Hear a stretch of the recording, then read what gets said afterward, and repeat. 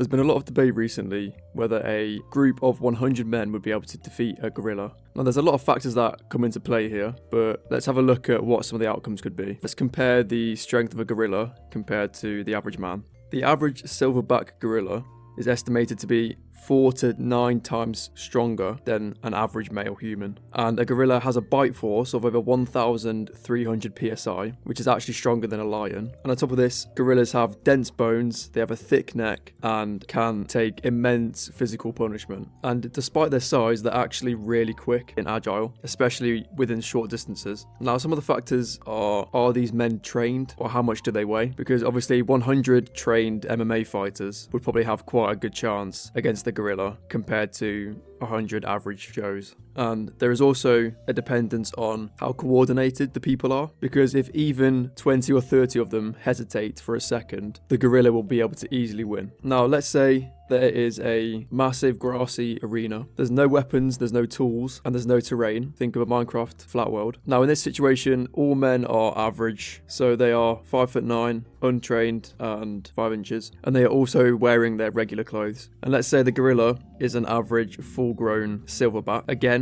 about 5'9" and 400 to 500 pounds in weight, and is also completely healthy. Now, one strategy the humans could use is to dogpile and try and restrain the gorilla with their large numbers. Now, the morale of these people would probably be very nervous, but they have to all work together at the exact same time, otherwise they will not be able to outstrength the gorilla with their numbers. Now, within the first 30 seconds of this fight, the gorilla is going to try and charge at the weakest area of the group. It's going to be swiping and grabbing, and the first 5 to 10 men will probably go down very easily, with broken ribs, crushed skulls, and dismemberments. Now, this could cause all the men to panic and start to run away or even hesitate. And if this happens, then the rest of the fight is not going to be very fun for them. Let's say some brave men manage to swarm the gorilla and try and jump onto it to try and bring it to the ground. The gorilla is just going to shake many of these off and probably slam most of them into the ground, killing them instantly. So already by this point, there's about 20 to 30 men which are already incapacitated and killed. Now, let's say the next few minutes, there have been some men who were trying to strategize, and some of them try to tangle the gorilla's legs using their clothes. And hopefully by this point, the gorilla has taken some damage, so it might be feeling a bit fatigued and might be suffering some damage such as scratches or bruises, maybe even a cracked rib if the humans have been successful. So the gorilla starts to slow down, but also by this point,